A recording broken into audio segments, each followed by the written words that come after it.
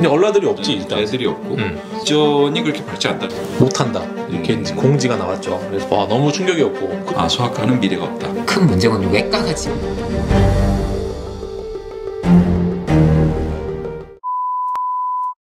환자라도 좀 많이 봐서 병원 운영을 하고 버텼는데 이제 그마저도 안 되는 거지. 이제 애들이 없으니까 그렇죠. 환자를 많이 보고 싶어도 볼 수가 없고 이제 버티기 좀 힘든 상황이 된 거예요. 우리가 이제 소아과를 지원하는 의사들은 의사가 된 다음에 길은 두 개거든요. 교수 아니면 개원이. 근데 다 교수가 될 수는 없어요. 결국에는 개원이의 상황이 되게 중요한 겁니다. 그래서 개원이가 잘 되는 과들은 아, 내가 교수가 되지 않아도 개원이로 나가서 충분히 이런 삶을 영위할 수 있겠다라는 생각이 들 때 지원을 하는 거죠. 예. 물론 이제 엄청 사명감에 지원하는 분도 당연히 있지만 100%일 수는 없으니까. 누가 뭐라 해도 인기과의 기준은 결국 이제 개원과의 그쵸. 성적이 기준이 되고 있어요. 맞아요. 네. 그래서 이제 성형외과 피부과가 잘 되는 이유도 결국은 할 게 많다. 그 다음에 개원과에 나가서 페이를 잘 받고 개원을 해도 환자가 많고 그 다음에 들인 노력에 비해서 보수를 많이 받고 뭐 이런 이제 될 수밖에 없는 거죠. 이 자본주의 사회에서. 개원도 그렇고 사실 개원을 바로 하기 전에 보통은 봉지기를 몇 년을 하고 개원을 하는 경향이 있는데 그런 것도 사실은 너무 제한적이고 힘들잖아요. 또 사람 상대하는데 3년만 상대해도 힘든데 거기에 부모, 그치. 어머니, 아버님까지 다 같이 상대하고 어떻게 보면 1대1이 아니라 1대3 뭐 이런 식으로 상대하면서 일하시는데 거기에 수가는 그냥 진찰료밖에 없다. 뭐 애들을 데리고 검사를 한다든지 이런 것도 사실은 어렵고 그러기에는 너무 이제 수가가 낮죠. 그걸로만 하기에는. 이제 진짜 뭐 힘든 상황이죠. 감정 노동에 시달리면서 낮은 수가에 환자도 없고 살아남을 수 있는 상황이 아닌 것 같아요. 결국은 환자는 저희가 조절할 수가 없잖아요. 그치. 애를 많이 낳으라고 그치. 국가에서 충분히 하고 있지만 그거는 방법은 사실 수가를 올려주는 방법밖에는 없는데 이게 왜 그거를 못하고 있을지 참 답답합니다. 근데 뭐 수가 올리는 게 쉽진 않은 것 같아요. 수가를 올리는 건 결국 의료 보험 재정에 문제가 생기고 당연히 국민들이 부담해야 될 이 건강보험 수가가 올라간다는 건데 그걸 좋아할 국민들이 없잖아요. 정부가 힘있게 밀고 갈 수가 없는 거죠. 그래서 아, 이거는 좀 국민들의 의식이 좀 바뀌어야 바뀔 수 있는 상황이다 이렇게 보고 있습니다. 소아과는 그렇고 흉부외과, 우리 남의과만 지금 막 흉부외과가 또 처참합니다. 흉부외과 보면은 카대 5명 중에 1명, 삼성서울 4명 중에 1명, 서울 아산 4명 중에 3명, 세브란스 4명 중에 0명. 이번에 흉부외과가 또 이름을 수정을 했죠. 아, 바꿨나요? 네, 심장혈관 흉부외과로 바꿨어요. 아, 그렇지, 맞아요. 네. 이제 너무 지원율이 없으니까 이런 식으로 세세하게 또 흉부외과만 하면 사람들이 또 잘 모르는 분들도 있어서 이렇게 이름을 바꿨는데 올해는 뭐 작년이랑 크게 차이는 없네요. 흉부외과는 제가 느끼기에는 일단 시장이 작아요. 그렇죠. 네, 시장이 작아요. 일단은 최근에 이제 심장 관련 질환들은 약들이 워낙 좋아졌기 때문에 인터벤션도 발달하고 인터벤션을 심장내과에서 가져가고 있어서 시장 자체가 굉장히 작고 필요 인력도 그렇게 많지 않다고 봅니다. 그러죠. 하지정맥류 정도 말고는 없다고 봤었을 때 아까 말씀드린 대로 과의 인기의 척도는 결국 이제 개원과에서의 성적이다. 그러면 이제 흉부외과는 시장도 작고 일도 힘들고 그러면 인기가 있을 수가 없죠. 그렇죠. 네. 근데 왜 미국은 그렇게 흉부외과 의사들이 인기가 많을까요? 원래는 이제 심혈관계 시장 자체는 엄청 크죠. 미국은 제가 알기로 인터벤션을 흉부외과에서도 하는 걸로 알고 있고 그리고 플러스 건당 진료비 자체가 단가가 어마어마하게 세기 때문에 로딩 대비 수입이 좋은 과죠. 그렇지. 일주일에 수술 하나만 해도 다른 과보다 훨씬 더 많이 버는 과가 미국에서는 흉부외과니까 뭐 좋을 수밖에 없죠. 수가죠. 결국은 이제 수까지 이게 뭐 어쩔 수 없어요. 이게. 그리고 우리 봅시다. 외과. 우선은 전국으로는 66% 정도 되는 것 같습니다.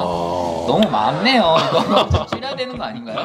외과 의사 너무 많이 나오는데요. 아, 근데 여기도 지금 쏠림 현상이 있습니다. 소아과 같이. 카드가 15명 중에 2명이에요. 아, 너무 적게 봤구나. 근데 삼성은 12명 중에 12명 다 채웠어요. 서울대 14명 중에 14명 다 채웠어요. 아산 당연히 12명 중에 12명 다 채웠습니다. 세브란스 16명 중에 7명. 세브란스는 어중간하네요. 세브란스. 이게 지금 그 비인과의 전공의들이 몰려다닌다. 이런 지금 약간 경향이 있어요. 그래서 근데 그 몰려다니는데 이제 피해를 보는 게 결국은 그때 카드가 좀 피해를 많이 받고 세브란스 좀 피해받고 이런 것 같아요 지금. 그렇죠. 네. 이게 예전에는 똑같이 지원율이 낮다고 하더라도 병원에 뭐 몇 명씩 이렇게 빈자리해서 어떻게든 좀 돌아가지.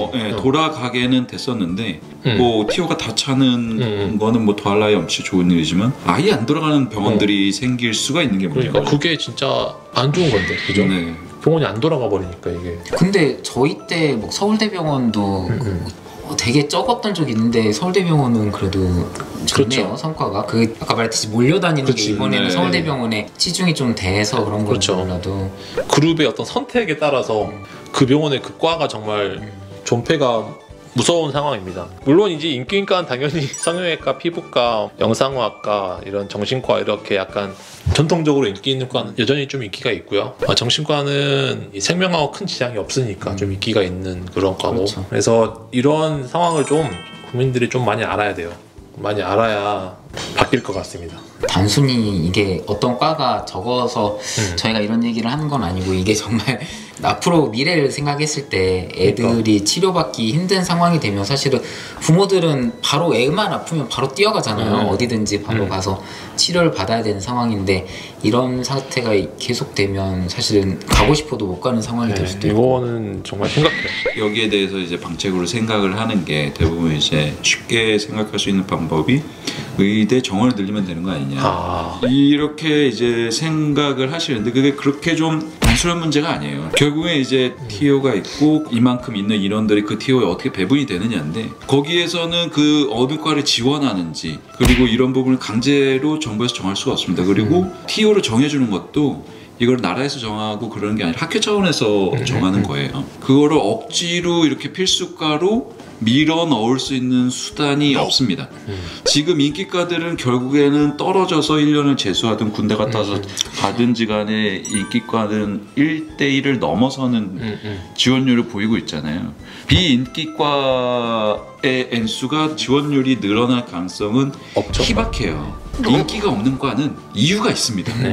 지원하는 사람이 많아진다고 해서 비인기과가 인기과가 되진 않아요. 우리나라 중소기업 사람이 없어서 못 구한다고 난리잖아요. 근데 실업률은 높고 그 마찬가지예요. 모두들 좋은 기업만 가고 싶고 중소기업 가기 싫은데 과도 마찬가지지만 의사들도 마찬가지예요.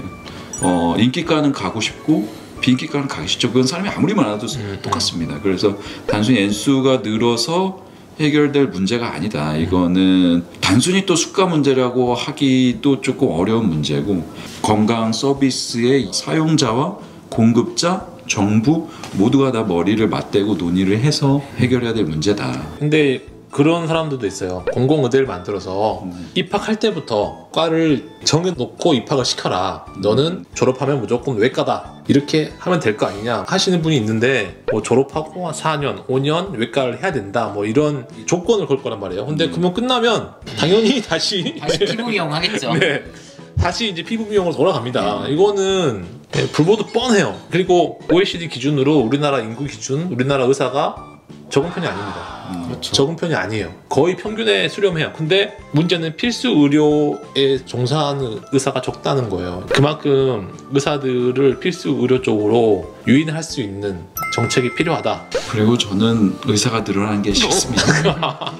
밥그릇이 주는 게 싫어요. 근데 의사 늘어나는 건 좋아요. 근데 외과는 안 늘 거예요. 아무튼 그렇습니다. 여기 주제는 여기까지 할까요? 네. 네.